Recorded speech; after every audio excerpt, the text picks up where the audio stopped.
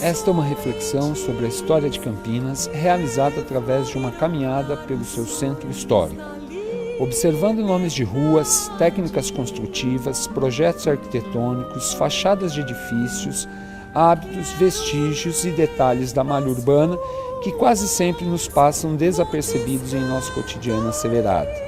Detalhes que podem revelar o trabalho, o sofrimento, mas também as alegrias e a beleza de homens, mulheres e crianças que vêm construindo essa cidade. Cidade que vivenciou a violência da escravização de povos africanos e seus descendentes, mas que também se engajou na luta abolicionista e acolheu imigrantes de diferentes nacionalidades que vieram para cá em busca de uma vida melhor. Cidade que hoje ostenta o título de polo de alta tecnologia, mas que também convive com regiões sem saneamento e infraestrutura. Com este passeio, propomos que você embarque em uma caminhada não só física, mas também pela cultura e diversidade dessa cidade tão conflituosa e, ao mesmo tempo, harmônica. Bom dia, pessoal. Meu nome é Américo, eu sou historiador, trabalho no Museu da Cidade desde 1992. Vou começar, então, contando um pouquinho para vocês da história desse prédio em que nós estamos.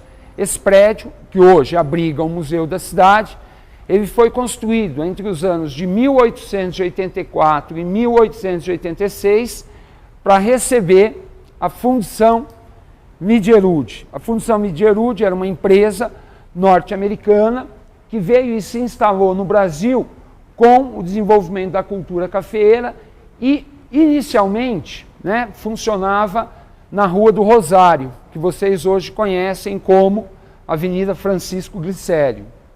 Tá? E aí o que ocorre? Ela, num primeiro momento, ela só comercializava. Num segundo momento, ela passou a montar. E num terceiro momento, ela passou a produzir aqui na própria cidade. Então aqui funcionou a fundição Midgerud entre 1884 e 1922. Em 1922, em função dos problemas enfrentados pela economia cafeeira, o Midgerud vende o prédio para uma outra fundição, aí funcionou a fundição Pedro Andersen entre 1922 e 1928, quando o prédio é comprado pela Companhia Paulista de Estradas de Ferro. Continuou como fundição da Companhia Paulista. A Companhia Paulista tinha a casa de manutenção dos carros do lado de lá, que a gente vai ver daqui um pouco. E aqui, então, eram fundidas peças que iam ser usadas na manutenção dos carros. Quando eu falo carro aqui, é na composição. Você tem a locomotiva, o carro que é para passageiro e o vagão que é para carga. Bom, inicialmente, então, continuou funcionando como fundição da Paulista. Em 1932, aqui foi usado para fundir as granadas que os soldados constitucionalistas usaram.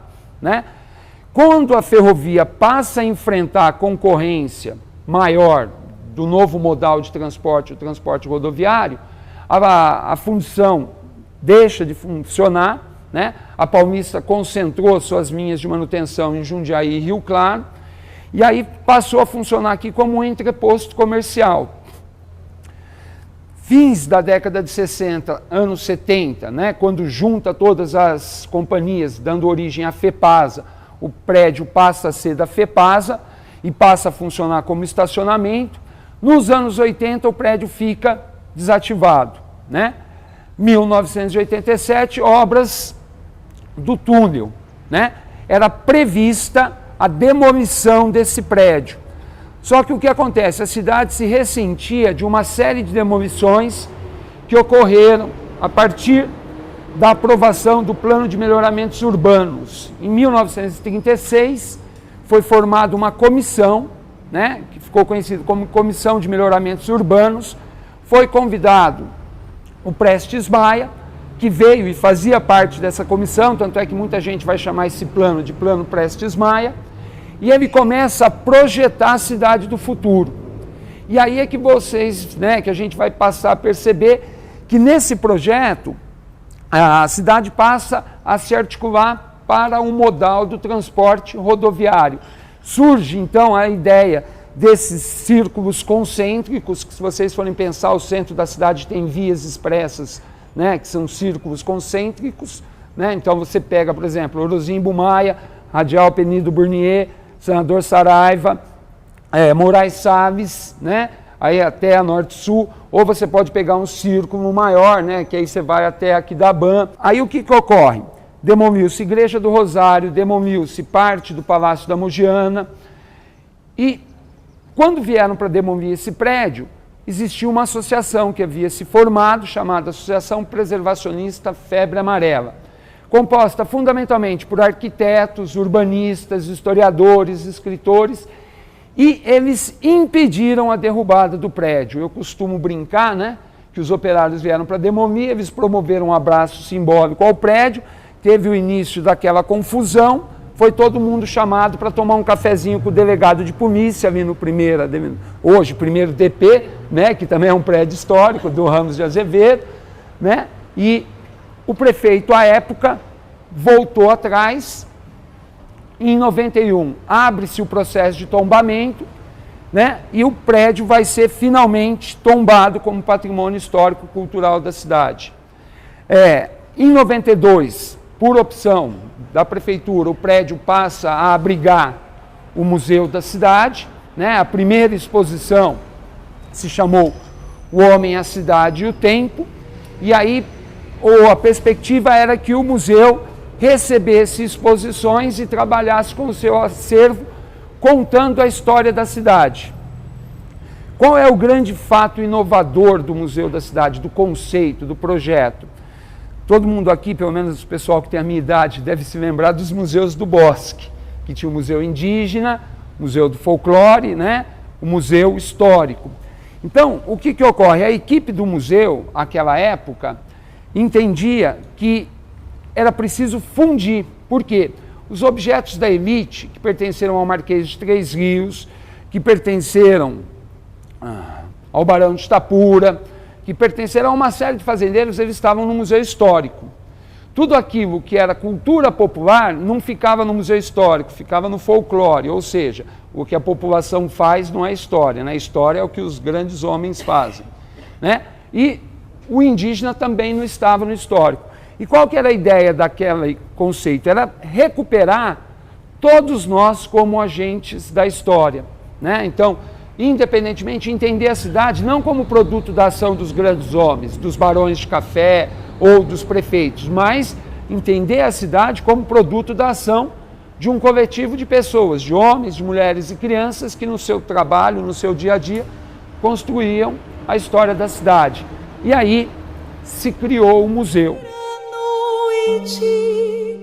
Tamboris do Congo, gemendo e cantando, dores e saudade,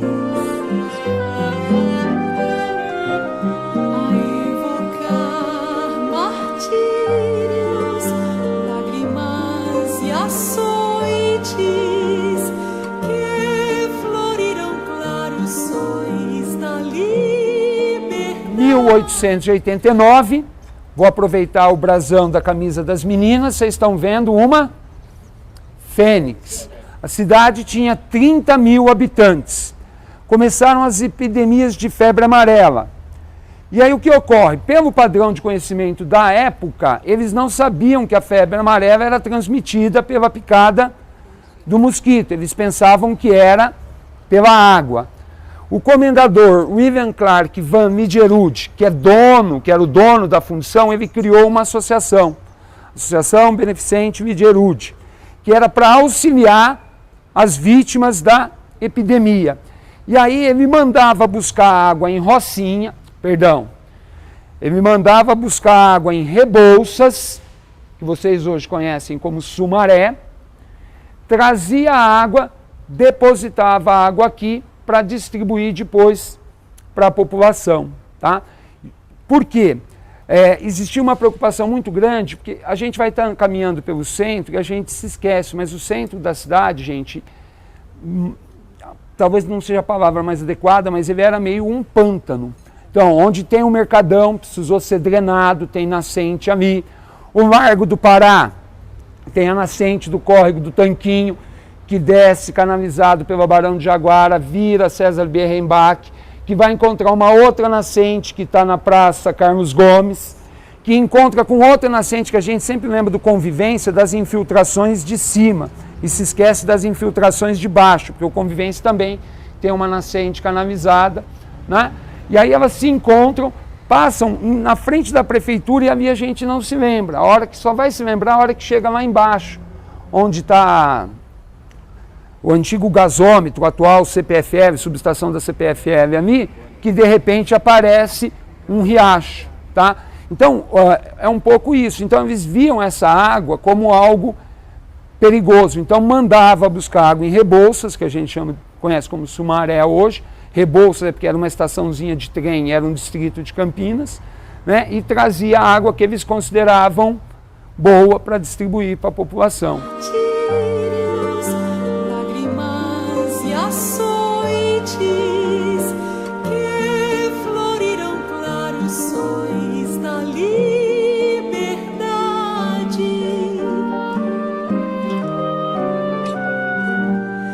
Quero ler nas ruas fontes cantarias. 100 metros abaixo são remanescentes do estilo neogótico da era vitoriana, que foi o estilo arquitetônico utilizado nas empresas, nas indústrias, no final do 19 e início do 20. O Macquard é o mais antigo deles, de 1874. Esse começou a construção em 84, ficou pronto em 86 e a estação é de 84.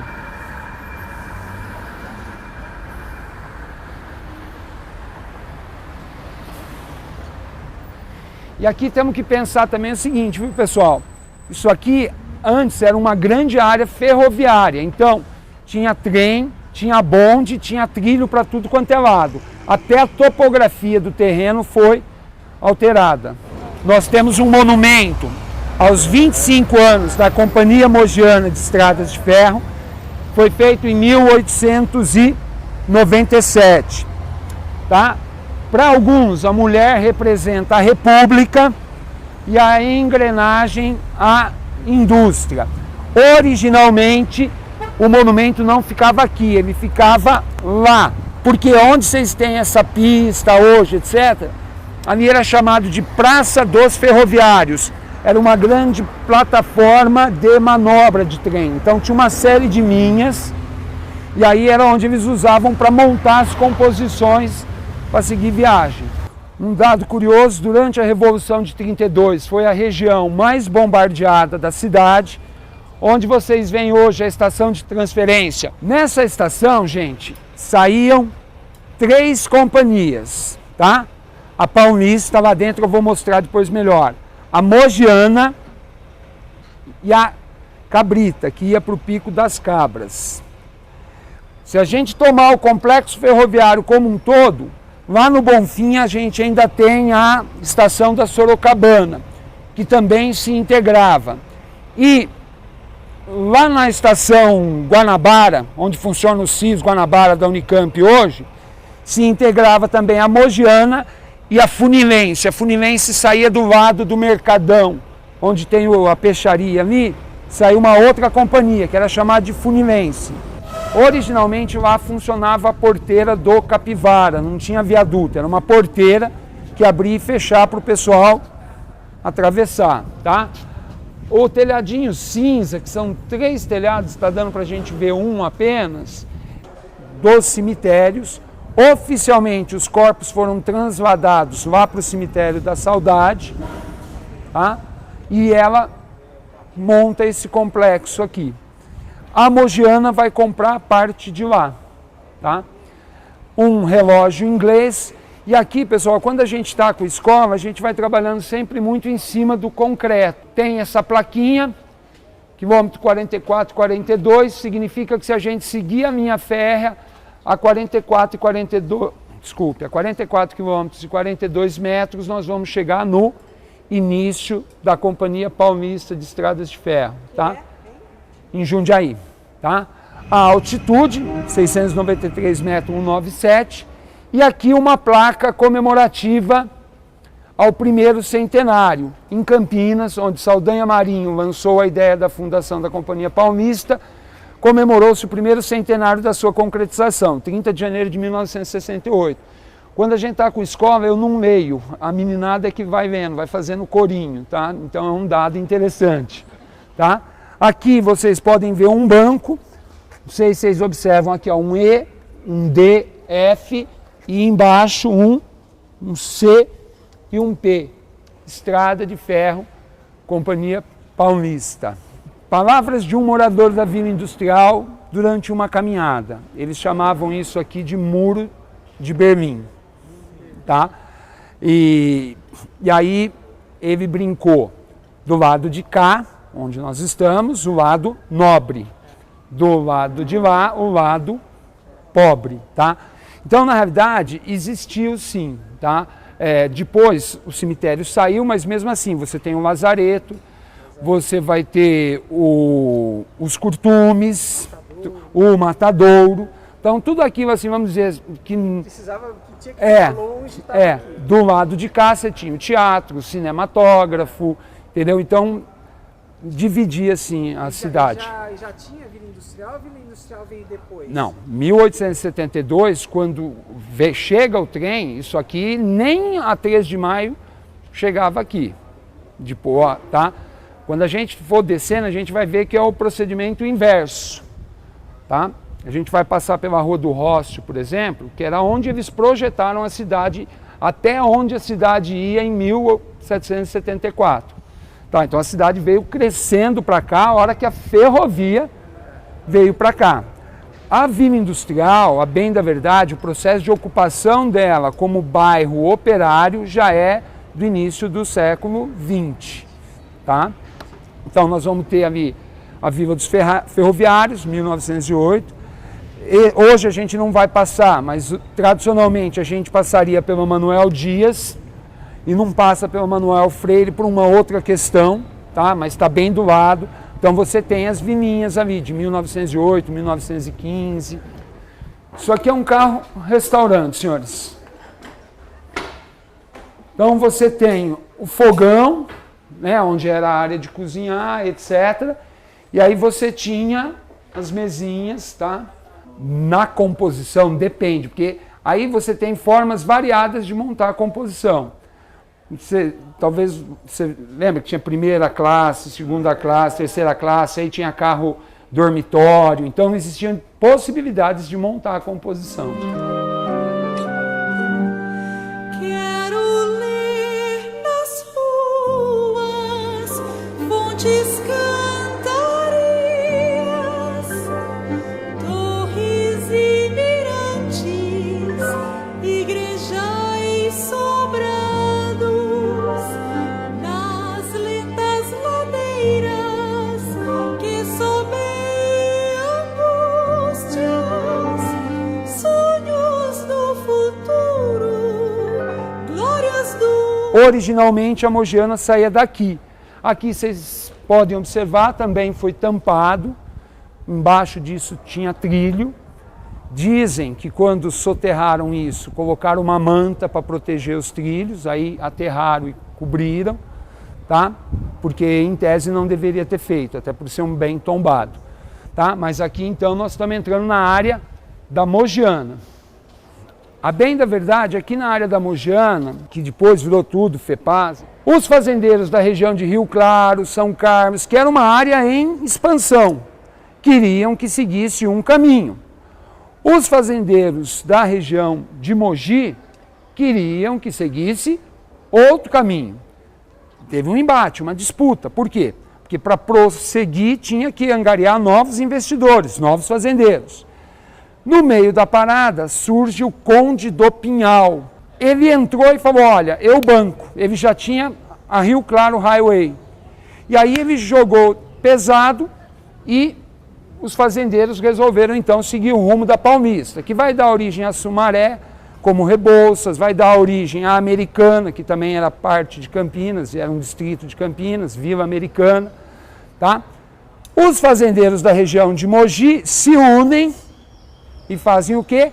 Criam uma outra companhia, a Companhia Mogiana de Estradas de Ferro e Navegação. E aí, em 75, sai o primeiro trem, perdão, não sai o primeiro trem, é a primeira viagem oficial da Mogiana.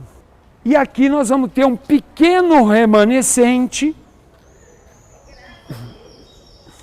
do que servia as locomotivas. Se vocês observarem lá, vocês vão ver Dick Care Company, 1891, London. Originalmente, tudo aquilo que foi usado na ferrovia, senhores, era importado da Inglaterra. Isso também foi uma fundição, tá? Que em 1913 a Companhia Mogiana de Estradas de Ferro comprou. Vocês veem que a rua termina do nada ali? Essa rua prosseguia. O seguinte, até 1831, no caso de Campinas, Campinas foi a primeira cidade a ter um cemitério público. Até 1831, todos os enterros eram feitos, todos os enterros de quem tinha grana no interior da igreja. Quem não tinha grana, do lado da igreja. Em 1831, a prefeitura resolve criar um cemitério público. Por quê? Porque já começa bem embrionariamente a surgir lá as questões de saneamento. Tá? No final do 19, início do 20, isso passa a normatizar a vida das pessoas. E aí ele desapropria esses terrenos aqui, porque pelo projeto a cidade não chegaria aqui. Pelo projeto de 14 de julho de 1774, a cidade não chegaria aqui, entendeu? Então a Câmara desapropria e aí monta aqui o cemitério dos não católicos, depois tem o cemitério da Irmandade do Santíssimo Sacramento, cemitério das Almas, tá? E aí o cemitério público. E aí depois é que vai ser transladado para lá. Aqui, pessoal, Rua Venda Grande. Venda Grande, na realidade, era um engenho, que vocês já devem ter ouvido falar na Batalha da Venda Grande, que até a EPTV fez uma minissérie, etc. Né? Se você passar em frente ao cemitério dos Amarais, logo depois vai ter uma avenida. Então, Venda Grande é uma homenagem ao engenho, que é chamado Batalha da Venda Grande, porque lá era um engenho. Aqui essa rua é Francisco Teodoro, como eu disse a vocês, ela prosseguia, tá? Francisco Teodoro foi o patrono da imprensa em Campinas.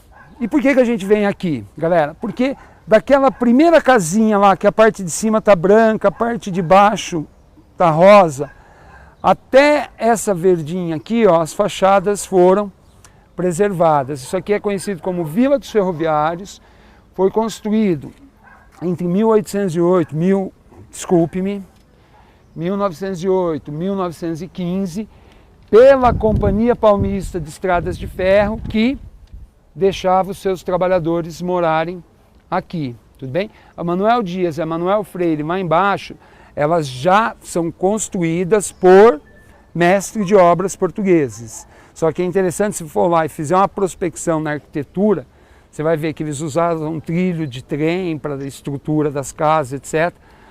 Tudo material que foi obtido junto à ferrovia. Torres e mirantes, igrejais sobrados, nas lentas ladeiras que sob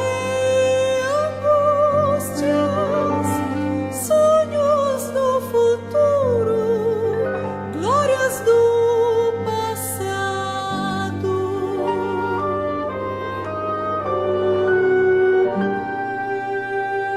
Pessoal, na parte de cima vocês vão ver o CP 1918, tá? Então é um túnel que foi construído porque os trabalhadores moravam do lado de cá e atravessavam para trabalhar do lado de lá.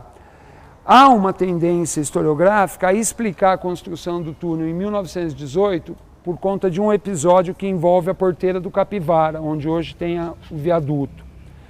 1917, grande greve geral em São Paulo. Campinas também os trabalhadores entraram em greve pedindo reajuste e regulamentação de jornada de trabalho, entre outras coisas, tá? E o que ocorre? A Força Pública de Campinas tinha sido chamada para ir para São Paulo.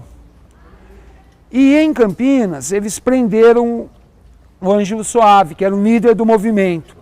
Trabalhadores da Mogiana e da Migerud obstruíram a passagem para impedir o trem de ir embora. O tiro de guerra 176, tiro de guerra, quem mora no interior sabe, é aquele período da manhã que a gente vai lá e tem instrução militar, etc. Foi enviado de Valinhos para Campinas para desobstruir a pista. O trem parou, o tiro de guerra desceu e abriu fogo, morreram 3 trabalhadores. Tá? Então, para alguns historiadores, esse túnel, a aceleração da obra para ela era prevista desde 1913, mas ele foi concluído em 18 por conta desse episódio. Esse símbolo CP foi doado pelo Conde do Pinhal. Sonhos do futuro, glórias do passado. Aqui a gente sai na rua Migerud, que é uma homenagem ao dono da fundição, ali o prédio do museu. Agora é o seguinte, pessoal, originalmente isso também não era rua, isso eram gavetas de trem, tá? Se a gente voltasse lá para trás. E vamos em direção à Rua da Boa Morte, que vocês hoje conhecem como Campos Sales. Por que Rua da Boa Morte? Porque era o acesso até o cemitério. Você sabe quanto tem de extensão esse túnel? Eu acho que é 160 metros. Aproximadamente. É, Américo, o CP era Conde Pinhal ou Companhia Paulista? não. Pessoal, O CP de Companhia Paulista é uma coisa. É. O desenho Ah. vem do Conde do Pinhal. Entendi. Por quê? Porque as famílias, elas tinham suas cores, suas insígnias, Entendi. tudo bem? Então, aí ele abre mão de usar e entrega para a companhia. Aquilo que antes simbolizava ele passa a simbolizar a companhia.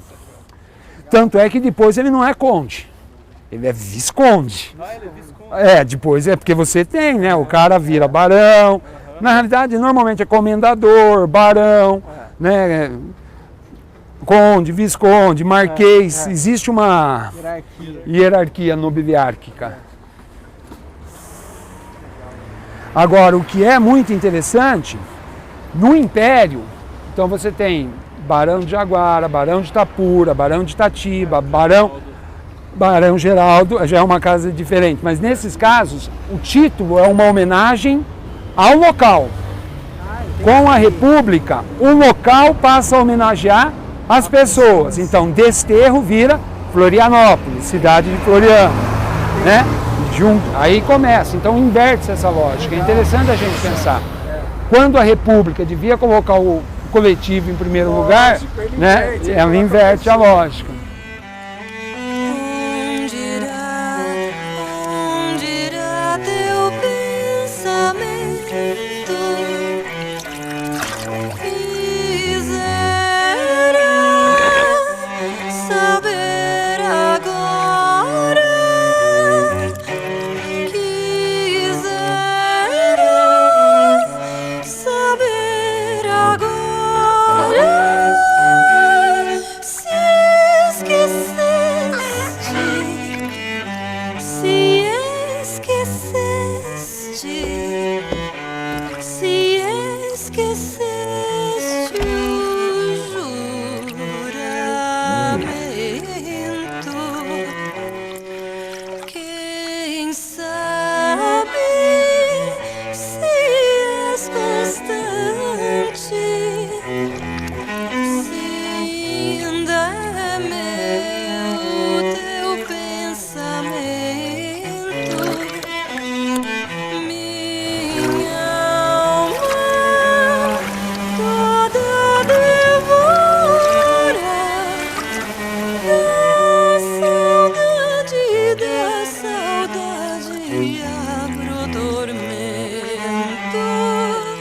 Galera, então, ó, o Palácio da Mogiana, que eu falei para vocês, tá lá, ó, CM.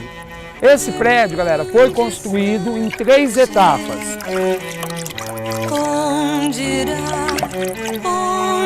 Esta torre aqui que vocês estão vendo, ó, tá vendo ali? MCMX 1910. Saber agora.